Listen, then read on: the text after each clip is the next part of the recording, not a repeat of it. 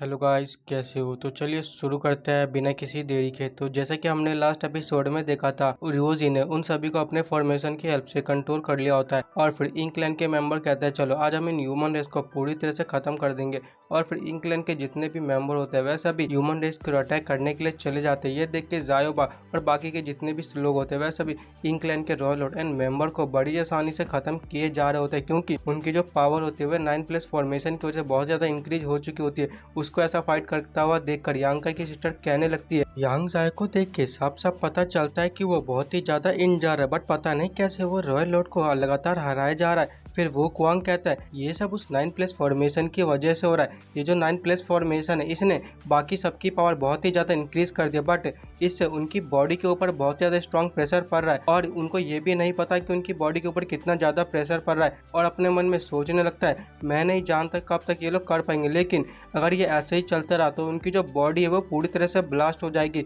और फिर हमें रुओजी की ओर दिखाया जाता है। इंक्लैन का एक बंदा कहता है वो जो लड़की तुम देख रहे हो वही इस फॉर्मेशन को कंट्रोल कर रही है, तो चलो आज हम मिलकर उसको एक ही साथ मिलकर खत्म कर देते हैं। और फिर इंक्लैन के कुछ बंदे रुओजी की ओर अटैक कर देते हैं। रुओजी पूरी तरह से तैयार होते हैं और अपना एक बहुत ज्यादा पावरफुल स्वॉर्ड का अटैक बना लेती है और अपने चारों ओर एक स्वॉर्ड स्लैश मारती है, जिससे कि उसके चारों ओर जितने भी इंक्लैन के मेंबर होते हैं वह सभी एक ही अटैक में खत्म हो जाते हैं। और रुओजी अपने मन में सोचने लगती है टाइम निकला जा रहा है, मेरा हेवन ऑर्डर ब्लड ने जैसे तैसे करके इंग एंड यांग के बीच के बैलेंस को बनाए रखा है। एक बार जब मेरा ब्लड पूरी तरह से बर्न हो जाएगा उसके बाद इंग एंड यांग का जो बैलेंस है वो पूरी तरह से बिगड़ जाएगा। उसके बाद ये फॉर्मेशन अपने आप ही टूट जाएगा। मेरे को जितनी जल्दी हो सके रॉयल लॉर्ड को खत्म करना पड़ेगा। और फिर वह बड़ी तेजी से रॉयल लॉर्ड को खत्म करने लगती है। फिर हमें किसी दूसरी लड़की की ओर दिखाया जाता है जिसने एक रॉयल लॉर्ड को हरा दिया होता है और फिर उसकी जो बॉडी होती है उसमें क्रैक पड़ने लगती है, क्योंकि उसकी बॉडी के ऊपर बहुत ज्यादा प्रेशर पड़ चुका होता है और फिर उसकी बॉडी वहीं पे ब्लास्ट हो जाती है। ये देख के वुक्वांग कहता है यहाँ पे कुछ ऐसे लोग हैं जो इस प्रेशर को संभाल नहीं पा रहे, जिससे कि उनकी जो बॉडी है वो ब्लास्ट हो जा रही है। और अपने मन में सोचने लगता है कुछ लोग जो इस फॉर्मेशन से कनेक्टेड है वो इस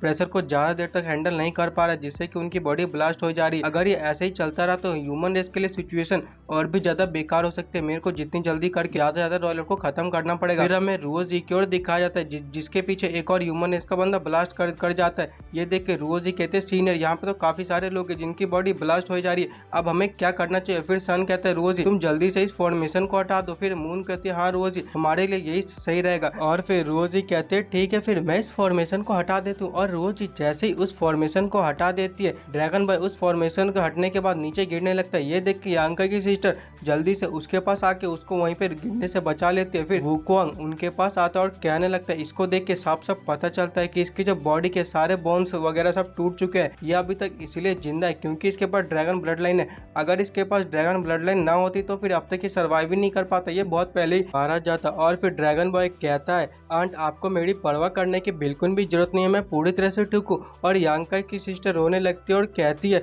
तुम बेवकूफ कहीं के, आखिर तुम्हें किसने कहा था अपने आप को इतना ज्यादा फोर्स करने के लिए? फिर हमें रोजी की ओर दिखाया जाता है जैसे ही उसका ध्यान सुयान की ओर जाता है वो कहने लगती है ये आपको क्या हो रहा है मैडम, आपकी बॉडी ऐसे डिसअपेयर क्यों हो रही है मैडम? नहीं बिल्कुल भी नहीं, मैं आपको ऐसे डिसअपेयर नहीं होने दे सकती मैडम। फिर सुयान कहती है रोजी तुम इन सबके लिए खुद को ब्लेम मत करो रोजी, मेरी फोनिक्स स्पीड के पास खुद का फोनिक्स फ्लेम है, हो सकता है मैं उसकी हेल्प से दोबारा से रीबर्थ ले लूं, लेकिन अगर मैं रीबर्थ नहीं ले पाती और मैं यहाँ पे मर जाती हूँ तो फिर तुम यांका से कह देना उसके साथ बिताए गए सभी मोमेंट बहुत ही ज्यादा अच्छे थे, मैं उन मेमोरी को कभी जिंदगी में भूलने वाली नहीं हूँ। फिर वहाँ पे सुयान की बॉडी पूरी तरह से डिसअपेयर हो जाती है और फिर वहाँ पे एक फोनिक्स फ्लेम बच जाता है। ये देख के सन कहता है रोज जल्दी से जाओ और जाके उस फोनिक्स फ्लेम को पकड़ो, फिर उसके बाद उसके अपने अंदर अपनी पावर को इंसर्ट करना। और फिर रोज ही जाती है उस फोनिक्स फ्लेम को पकड़ के उसके अंदर अपनी पावर को इंसर्ट करने लगते हैं, जिससे कि वहाँ पे बहुत ही बड़ा ब्लू फोनिक्स बन जाता है। और फिर हमें दिखाया जाता है सुयान की बिल्कुल न्यू बॉडी धीरे धीरे करके बनने लगती है। फिर सुयान की बॉडी पूरी तरह से कम्प्लीटली बन जाती है। ये देख के मून कहती है तो फाइनली तुमने रीबर्थ ले लिया है, रीबर्थ होने के बाद तुम्हारी पावर पहले से और भी ज्यादा बढ़ चुकी है और तुमने हेवन ऑर्डर ब्लड लाइन को भी हार्मोनाइजेशन कर लिया। ये देख के रोज ही कहते तो मैडम आखिरकार अब फाइनली रीबर्थ हो चुकी है। सुयान कहती है ये सब तुम्हारी वजह से हो पाया है, तुमने तो मेरी कल्टीवेशन को बढ़ा दिया और साथ ही में मेरी स्ट्रेंथ को भी इंक्रीज कर दिया। तो ठीक है फिर रोजी चलो हम एनिमी को खत्म कर देते हैं। रोजी कहती है ठीक है मैडम आज हम एनिमी को पूरी तरह से खत्म कर देंगे, उसकी बॉडी से इतना ज्यादा पावरफुल ऑरा रिलीज हो रहा है। ये देख के वुक्वांग सोचने लगता है इसकी बॉडी से जो पावरफुल ऑरा रिलीज हो रहा है वो ऑलमोस्ट वाइन ड्रैगन फुयान के बराबर है, नो रिटर्न पास में बैटल होने के बाद फोनिक्स क्लैन के पास उनका खुद का कोई लीडर नहीं था, तो अब फाइनली सुयन अपीयर हो चुकी है, तो वो फोनिक्स क्लैन की न्यू एम्प्रेस बनने के लिए पूरी तरह से क्वालिफाई है। हमें इंक क्लैन के मेंबर की ओर दिखाया जाता है, जैसे ही उनका ध्यान पीछे जाता है अगले ही पल में उनकी जो बॉडी होती है वो पूरी तरह से बर्फ में जम जाती है। ये देख के रोज ही कहने लगते हैं, वाह मैडम, आप तो पहले से और भी ज्यादा स्ट्रांग हो चुकी हो, आपने तो एक ही पल में काफी सारे इंक क्लैन को बर्फ में जमा दिया। और सुयन अपने मन में सोचने लगती है, रिबर्थ लेने के बाद मेरी जो बॉडी है वो पहले से और भी ज्यादा अच्छी हो चुकी है, जिससे कि मैं फोनिक्स की पूरी पावर को यूज कर सकती हूँ। यह देखकर ड्रैगन बॉय पूरी तरह से मोटिवेटेड हो जाता है और फाइट करने के लिए अपने ड्रैगन ट्रांसफॉर्मेशन को ले लेता है। फिर यांकाई की सिस्टर कहती है, ये लड़का, मुझे तो विश्वास ही नहीं हो रहा कि ये लड़का इतनी जल्दी अपने आप को रिकवर कर पाया और फाइट करने के लिए पूरी तरह से तैयार हो गया। फिर वो क्वांग कहता है, ये सब उसकी सिस्टर इन लॉ की वजह से हो पाया। उसकी सिस्टर इन लॉ को ऐसा फाइट करता हुआ देख के वो भी बहुत ही ज्यादा मोटिवेटेड हो गया और फाइट करने के लिए पूरी तरह से तैयार हो गया।